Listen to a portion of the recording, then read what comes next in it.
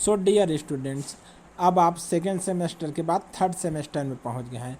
तो पहले मैं आपको बता देता हूं, सेकेंड सेमेस्टर तक जो आपने पढ़ा वो बिल्कुल भी फंडामेंटल था। अर्थात यदि आप एग्रीकल्चर के ग्रुप के होंगे तो 11वीं 12वीं में आपने उसे पढ़ लिया होगा, और अब बायो वाले होंगे तो सब बिल्कुल आप 11वीं 12वीं में पढ़े थे। अब आपका थर्ड सेमेस्टर अर्थात सेकेंड ईयर फर्स्ट सेमेस्टर से शुरू होता है मेन एग्रीकल्चर का कोर्स। आपका फर्स्ट ईयर पूरा फंडामेंटल था। तो देखिए यहाँ पे आप पहला कोर्स है आपका एग्रो 5211 अर्थात क्रॉप प्रोडक्शन टेक्नोलॉजी खरीफ क्रम।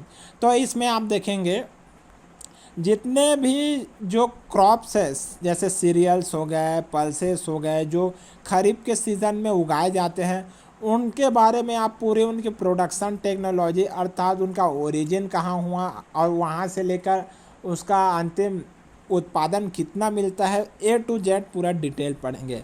फिर आपका अगला सब्जेक्ट आता है dear students fundamentals of plant breeding.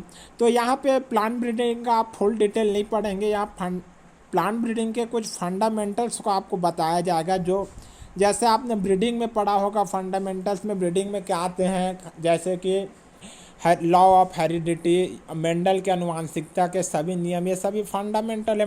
तो यहाँ पे भी आप मात्र प्लांट ब्रीडिंग में फंडामेंटल्स ही पढ़ेंगे। तो जो स्टूडेंट्स एमएससी प्लांट ब्रीडिंग से करना चाहते हैं तो वो इस फंडामेंटल को पूरे अच्छे तरीके से डिटेल पढ़ें, क्योंकि यही उनका एमएससी में प्लांट ब्रीडिंग के प्रिपरेशन के लिए बहुत हेल्पफुल होगा। अब आपका अगला सब्जेक्ट आता है dear students agricultural finance and cooperation.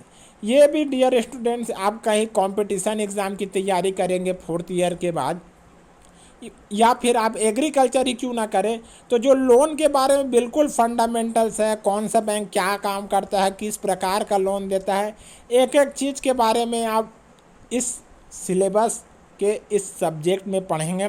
तो इस सब्जेक्ट को मैं आपको सलाह दूंगा बिल्कुल ध्यान से पढ़ें, बिल्कुल नॉलेजेबल वाला सब्जेक्ट है ये एग्रीकल्चर फाइनेंस एंड कोऑपरेशन। अब आपका डियर स्टूडेंट्स अगला सब्जेक्ट आता है एग्री इन्फॉर्मेटिक्स। तो ये बिल्कुल कुछ नहीं है, आपको स्कूल लेवल में कंप्यूटर एक सब्जेक्ट रहता था 9वीं 10वीं 11वीं 12वीं में, डिफरेंट स्कूल में आपने पढ़ा होगा।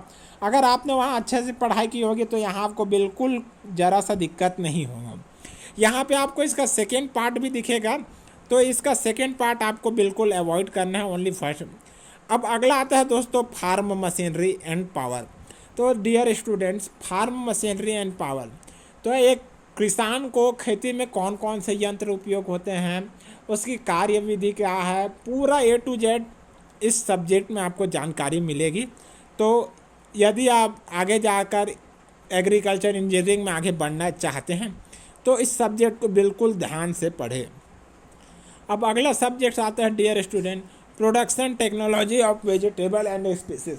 तो डियर स्टूडेंट खरीफ क्रॉप की तरह इसमें भी आपके जो मेन वेजिटेबल्स एंड स्पीसीज मतलब मसाले वाली सब्जियां, इन सभी का प्रोडक्शन टेक्नोलॉजी का वर्णन इसमें किया गया है। अब अगला सब्जेक्ट आता है आपका environmental studies and disaster management. तो डियर स्टूडेंट्स मैं आपको बता देता हूँ, ये सब्जेक्ट आपके सेकेंड ईयर सेकेंड सेमेस्टर में चला गया है और वहाँ का weight management second year first semester में आ गया है। तो आपके पास अभी नॉर्मली पुराना सिलेबस ही मिलेगा, तो आपकी जानकारी के लिए बता देता हूँ। अब अगला सब्जेक्ट आता है डियर स्टूडेंट्स आपका live stock and poultry management. तो जो एग्रीकल्चर वाले हैं 11th-12th में एनिमल हस्बेंड्री पढ़े होंगे, बिल्कुल पूरा वहाँ का यहाँ है। यदि आपने वहाँ अच्छे से पढ़ाई की होगी तो बिल्कुल कुछ ज़्यादा मेहनत करने की आवश्यकता नहीं है। अब अगला आता है dear student comparison and communication skills and English. तो बिल्कुल ओनली 3 चैप्टर्स और बिल्कुल फंडामेंटल ग्रामर्स जो आप 11th-12th में पढ़ते थे वो आपको यहाँ मिलेगा। अब अगला सब्जेक्ट है फूड सेफ्टी एंड स्टैंडर्ड्स। ये सब्जेक्ट सरल तो है लेकिन इसका हिंदी मीडियम वाले के लिए कोई बुक नहीं है, तो वो इसको बिल्कुल जो डीप स्टडी करना चाहते हैं तो वो इंग्लिश का ट्रांसलेशन करके हैंड नोट्स बना लें, नहीं तो बहुत ही मुश्किल होगा। बार बार बता रहा हूँ इसका कोई हिंदी बुक नहीं है। तो उम्मीद करता हूँ वीडियो पसंद आया होगा। धन्यवाद।